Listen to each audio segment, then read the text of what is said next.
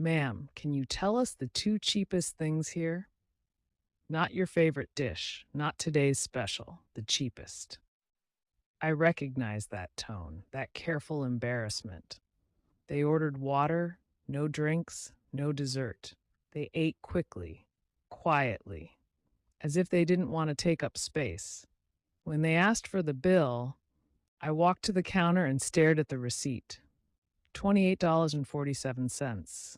I had $140 saved in total. I stood there longer than I should have because I knew something they didn't.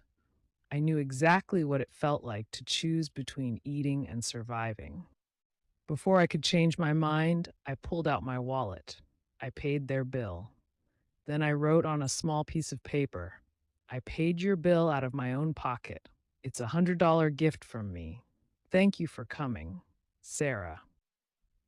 When I handed it to them, I walked away quickly. I didn't want to see their reaction, but I heard it. Silence, then quiet crying.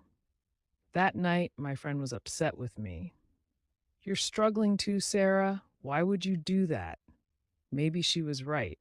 The next morning, my mother shouted from the living room, Sarah, what have you done? I thought something terrible had happened. Instead, she showed me her phone.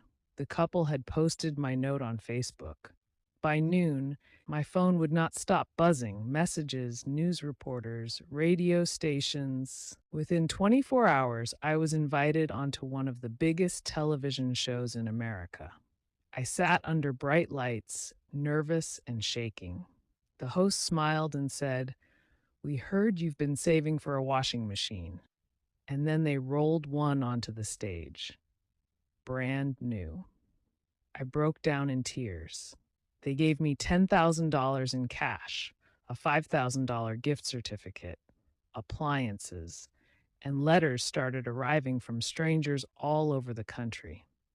By the end of it all, I had received over $100,000 in gifts, all because of 2 meals. But listen carefully. The money wasn't the miracle.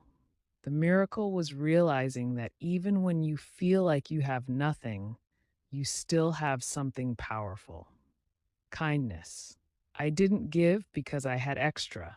I gave because I understood. True poverty isn't an empty wallet, it's an empty heart.